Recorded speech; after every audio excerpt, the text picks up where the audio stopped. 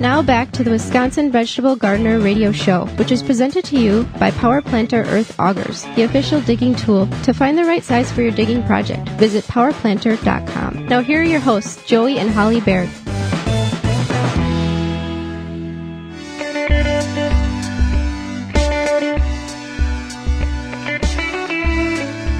Welcome back to the Wisconsin Vegetable Gardener Radio Show. Thank you for hanging around. We're going to talk about some of the problems that you may be facing in your garden. And there's a lot of problems that people have in their garden. Some are self-inflicted. Others are natural deals that happen. Nature brings bugs in. You may have an infestation of a certain situation, and you're trying to find a humane or organic way in order to deal with that without having to spray harmful chemicals on it. So we're going to go over some of them. We posted this on our social media page a couple of weeks ago. When you say self-inflicted, is that like where you overwater, plant stuff too close? Right.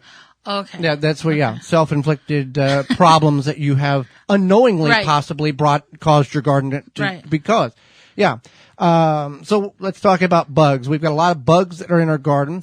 And the best thing in which you can do is have a balanced ecosystem. We had Charles Malky on last week, a biologist, who talks about it's okay to have bad bugs in the garden. However, you don't want them to overpopulate and you not have the good bugs. How do you keep a balance? Well, you do not use harmful chemicals or sometimes any chemicals, because even if you use organic chemicals, though they are organic, they are still chemicals. And some of them are non-selective, which means they kill everything that they come in contact with. So we want to be cautious about the use of those chemicals, either organic or inorganic, and inorganic meaning a synthetic product. And there are applications and there are applications in which you may need to use such because you have to control the explosion of the problem. So that it is okay if you have to use such thing, but you need to follow the directions. But good bugs, bad bugs, if you have a big problem, then you may need to look at means in controlling it to get it back in check. So another issue that people have is watering.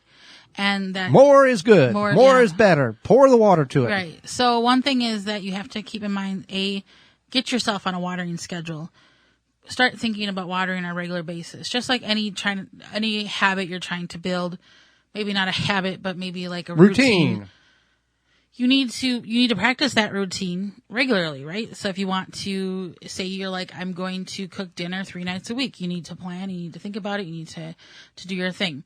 Well, it's just like harvesting. Like I'm harvesting green beans twice a week now, because if I wait once a week and harvest, and the beans are going to get too big, the pods are going to get too large, the seed in the pod is going to get too mature, and the plants will shut down before I can get 4 or 5 harvests off of them. And that's the goal, because I'm getting about 3 to 4 pounds every 4 days now.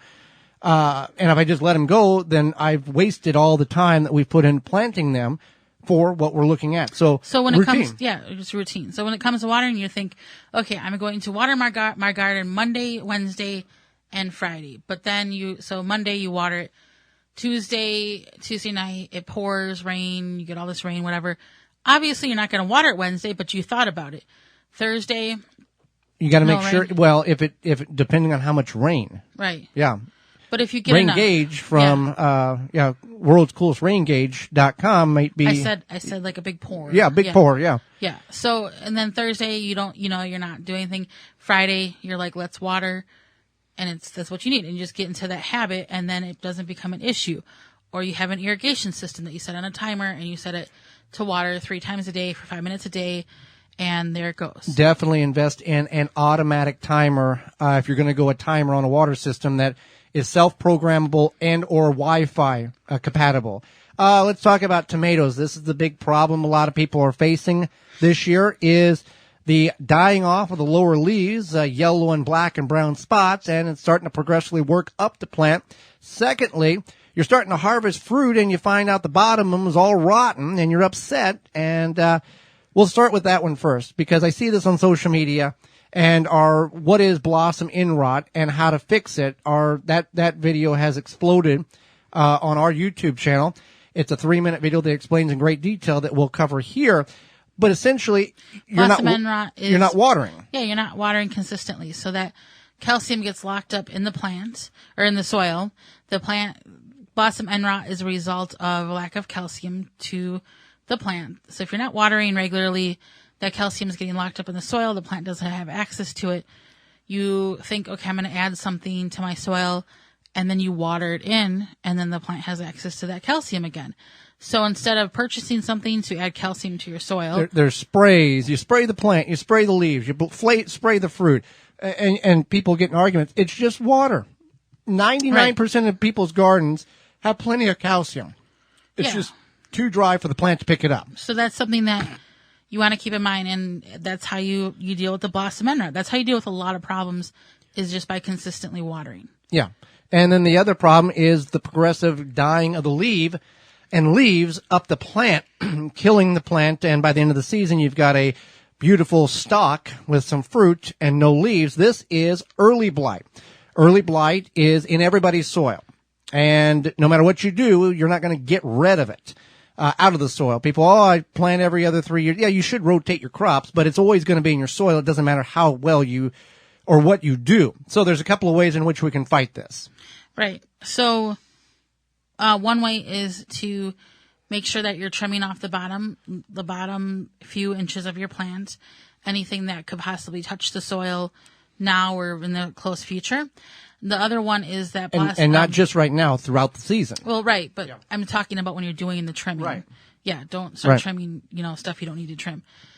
Second of all, because early blight is something that lives in the soil, and there's good and bad things in everybody's soil, so that's good to keep in mind. Second of all, you can take whole grain yellow cornmeal. Has to be whole grain, has to be yellow, and you sprinkle it on the base of your plants, and you can do this twice per the season when you plant, and then about halfway through. And what that does is it has this beneficial fungi in it called trichoderma that helps prevent that early blight. It fights the early, yeah. So even if you've never done that, trim your bottom 6 to 8 inches up the stem and apply that whole grain cornmeal. Now people, we've done presentations and talks back when we used to be able to do that. And people would come to us the next year and said, I thought you were crazy. I did that and had the best tomatoes I have ever had. And we picked we might be crazy. That's up for debate. And we ask that you not email us on your opinion on that. But we got that from a master gardener out of Texas about 8 years ago. And ever since then, we've had phenomenal, beautiful plants. And if you want a healthy plant and produce all the way up to frost, you got to have leaves on the plant. Otherwise, it doesn't photosynthesize and it doesn't do anything. So yeah, yellow whole grain cornmeal, fight that early blight. Mulch as well. We got to mulch to keep that soil, because that's what occurs. That soil splashing up on the leaves of the tomato plant, and that's 90% of the problems all your plants are going to face is the splash up of soil with the bad bacteria, the good bacteria, all that stuff. So we want to mulch with something, organic preferably, straw, chemical-free, seed-free grass clippings, pine needles, shredded paper, whatever the case is. People will use weed barrier, the fabric, which is fine. There is biodegradable weed barrier. However, if you're going to do such of that manner, install a drip irrigation system underneath it. That way the plants can get adequate water and because some of this weed barrier is too fine. I mean, the water will percolate through it, but not to the magnitude if it was exposed soil, that type of thing. And you want to cover your soil. That's always healthy because nature doesn't leave soil exposed. Another thing, Japanese beetles. We'll touch on that at the end of this segment, but Pheromone bioproducts is the only natural water dispersible spray that you can spray directly on your edible plants to control them. People use the pheromone traps. Now, a pheromone trap emits a fragrance that attracts the Japanese beetles to your property. It attracts all the Japanese beetles in, I don't know how many square feet, yards, miles, but then your backyard becomes a nightclub for the Japanese beetles. So if you do utilize that type of control, then you would want to try to put it at the farthest distance away in a corner or a neighbor's property. I was nightclub dancing with the Japanese beetles. Yeah. You know what happens after the nightclub? They die. Oh, is that what? Yeah, so that's, that's sad. Womp womp. So, Pheromone bioproducts is a great way to control that. Rabbits, rabbits and deers, people are having that. I'm seeing groundhogs being a more popular problem. What's with that? What's with the groundhogs? They're taking back the earth. They're taking back it's 2020. What's the difference? 2020? They're like, it's our time to shine? Everything else has went to, right. yeah, why not? Let's just take over. They had their little meeting. Do they have a meeting with the Japanese beetles? Might as well. Deer defeat is all natural. It's for deer, rabbit, and groundhog repellent. You spray it on the plants, and you can spray it directly on your edible plants. There's some rules, there's some instructions to follow. However, it will last for 30 days through rain, snow, freeze, and you can, it stinks for about 30 minutes to the humans, but it will stay, it has an odor for the animals that humans can't detect, for that duration. And if you want to, get deer defeat, you can certainly do that, and you use coupon code radio at checkout and save 10% on your purchase. It really does work. We get emails that say, thanks for the suggestion. I didn't think it would work, but it really, really does work. So we only recommend and have companies that sponsor us that actually that are not gimmick. That's a big thing for us when it comes to promoting the program. Obviously, sponsorship is what pays to allow us to be on all the stations that we're on, but we have a reputation. We can't buy that, so we want to promote products that truly do work, that it's worth your hard-earned dollars. Another thing with squirrels, chili powder. A lot of squirrels get into bird feeders or on plants. Another thing is if you put that bird feeder on a pole of some sort and the squirrels are crawling up it, you just take some cooking oil and you just rub the cooking oil on there, and they cannot climb up that then. Well, if the cooking oil doesn't work, you can go to like a health store and go next to the condominiums, and they have lubrication that you can smear on the poles. The condominiums? Yeah, it's a family show, keeping it clean. And that stuff, you can lube up the pole, and they're not going to be able to climb up that. But chili powder, you mix that in with your bird feed, and they will not bother that anymore. The birds can't taste that heat of the chili powder, but you do have to reapply this if it does rain and when it does rain, and do that again. If you're not getting enough water on your carrots, they're going to go to seed this year. Carrots are biennials. Some of you are facing that problem, that not enough hydration, and they'll go to seed. Carrots, onions, leeks, broccoli, cauliflower, kale are all biennials. There's other ones, but if they are stressed enough, they will put seed on. I've got beets on the porch that we didn't keep watered that are going to seed because their job is to reproduce. And if they're not going to make it to the next year, they got to do it this year. So that's what's occurring if your biennials are going to seed this year. They're thinking it's the second year of growth, and they're doing all they can in order to produce the seed for the next generation.